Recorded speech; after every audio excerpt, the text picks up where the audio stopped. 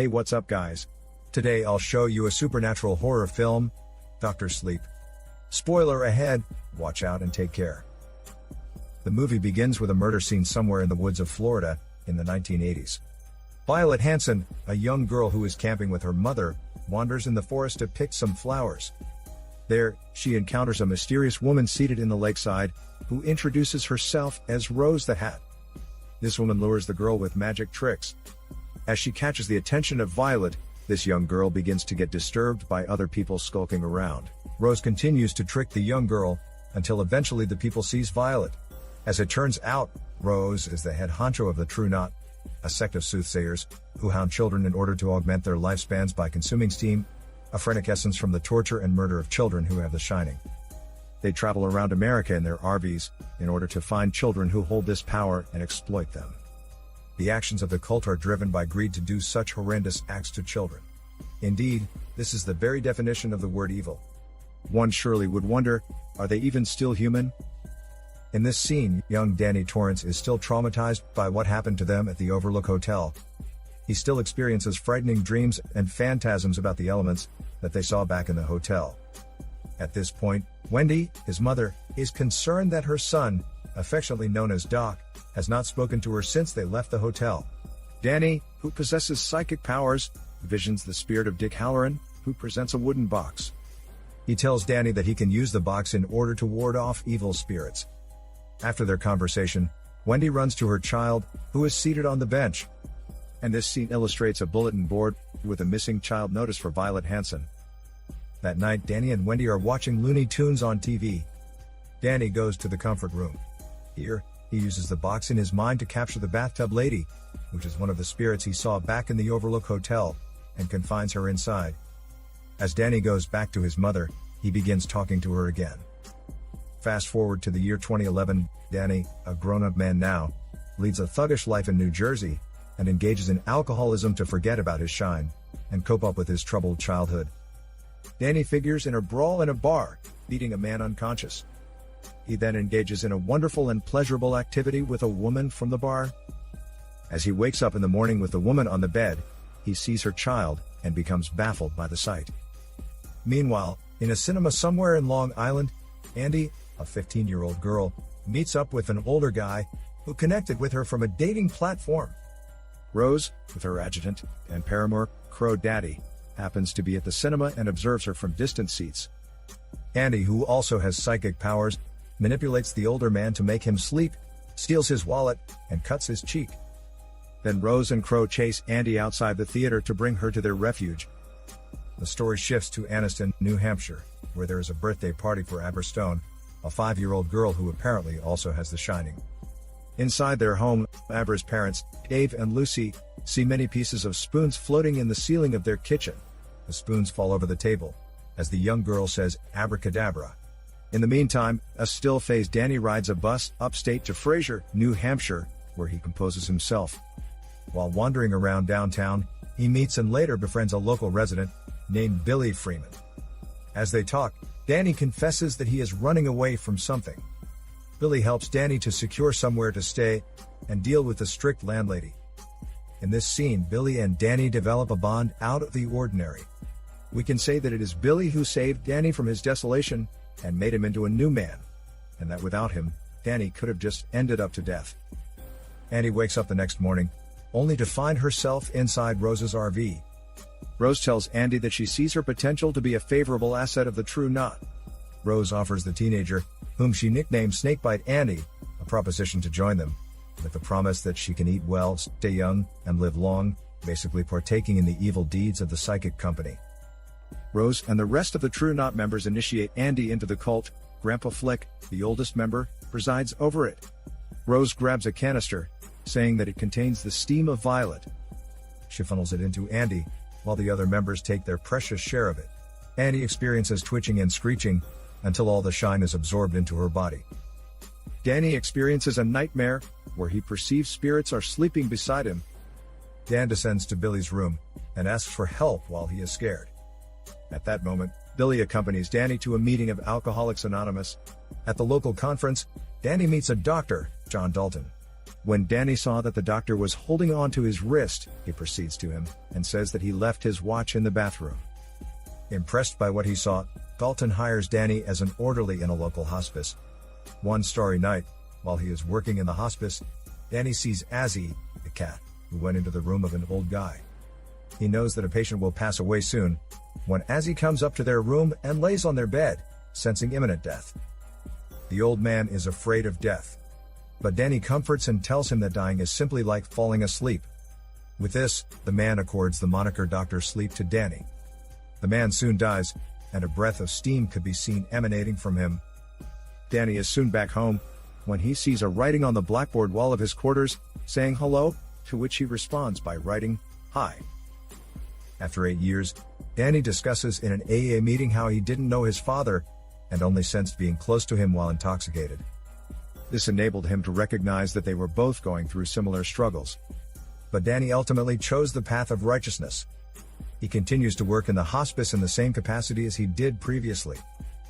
Meanwhile, the true knot has yet to snap on a nice victim as of recent, subsisting on canisters, containing vestigial shine from children who are not as steamy.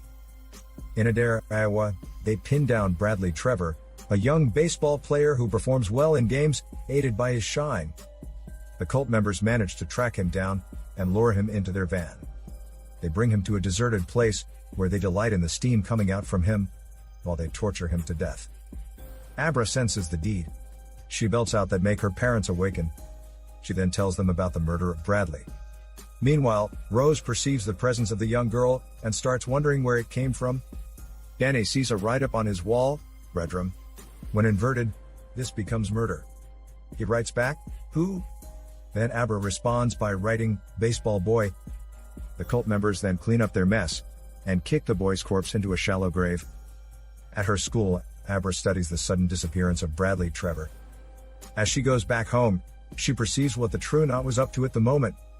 She peeks out into her window, levitating briefly while she fetters with Rose, who enters her mind. The young girl defenestrates Rose out, bringing her down to the floor of the supermarket where she was in. Rose has mixed emotions about what she just discovered. She relays this to Crow, and says that Abra might be hard to handle for the true knot, and suggests that she must be terminated. Danny and Abra track each other, and talk about the powers they have. Abra informs Danny regarding the true knot. The man warns the young girl that she must avoid getting detected, as she uses her shine.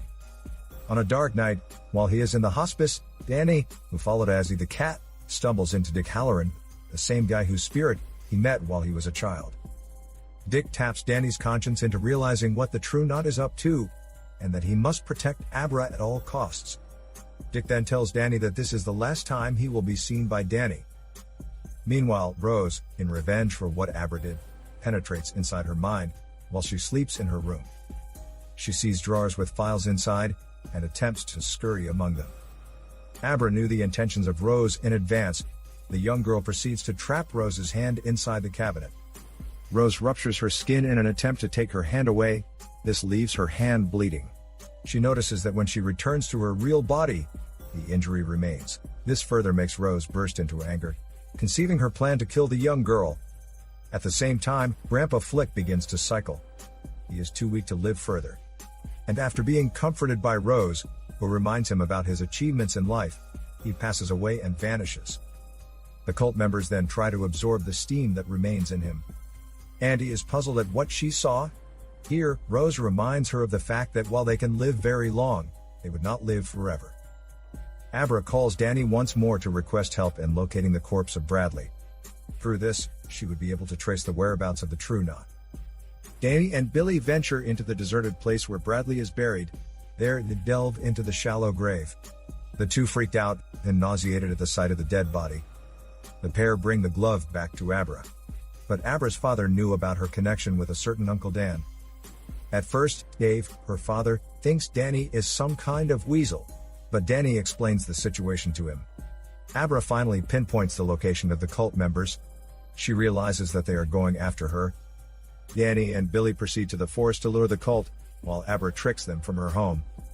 Danny and Billy take advantage of the wooded cover with their sniper guns, and begin to unleash all hell on the cult members.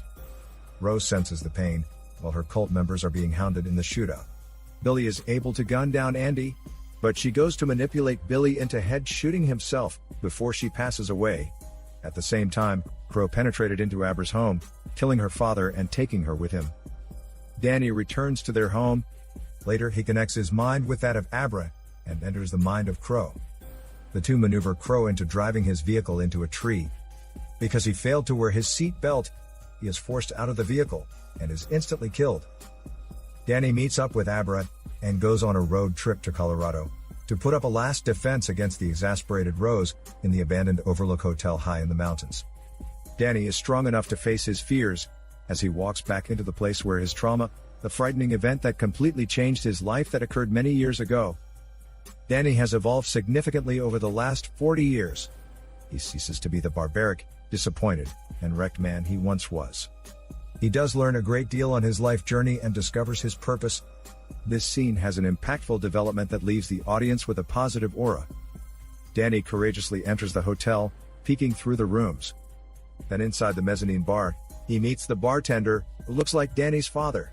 Danny reminisces the fact that her mother died when he was 20, knowing that she was dying because of the flies wandering around her. The bartender then takes the persona of Danny's father to down the drink he offered to Danny. As Rose finally arrives in the condemned hotel, Danny and Abra band into trapping their adversary in the icy hedge maze. Abra manages to wound Rose, cutting her legs, while she mockingly imitates Rose's dialogue when she kills Bradley. I find this part of the film very amusing. Abra's character overall is made to be that of a cool-headed, savvy, all-knowing young girl. Unlike Danny, while he was young, somewhat managed to use her shining in everyday life. She is a perfect successor to Danny's legacy.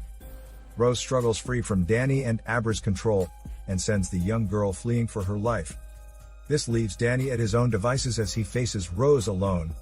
Rose penetrates into Danny's mind, and sees all the fear and trauma that he had while in the Overlook, enabling her to begin taking his shine. But then, Rose sees the boxes of the spirits of the Overlook, thinking that they have more power. However, Danny unshackles all the spirits, who eventually converge into Rose, and take all of her shine, ending her life. Things take an unfortunate turn, as Danny becomes the next victim of the spirits, who possess him. The berserk Danny manages to track Abra. The young girl is able to reach into Danny's inner self. Danny sends Abra out of the hotel, already aware of what is going to happen to him. He takes all the spirits into the boiler room, and causes the Overlook to go up in flames with him. The death of Danny Torrance is a meaningful death. It is not the death itself that rings the bell, for he has nothing to lose and everything to gain in life. It is what we can get from it that truly matters, the value of sacrifice, and that we need to let go of the things dear to us, in order to achieve something greater, that will be beneficial in the long run. Abra continues to talk with Danny's spirit after he died. When her mother asks about this, Abra at first rebuffs everything that happened, but then confides that she was communicating with Danny, and even with her father. The movie ends when Abra and her mother are watching TV, and Abra excuses herself to go to the bathroom, where the bathtub lady lurks. Just as young Danny did 40 years ago, Abra traps the spirit into the box in her mind. This is Daniel CC Movie Channel. Peace out.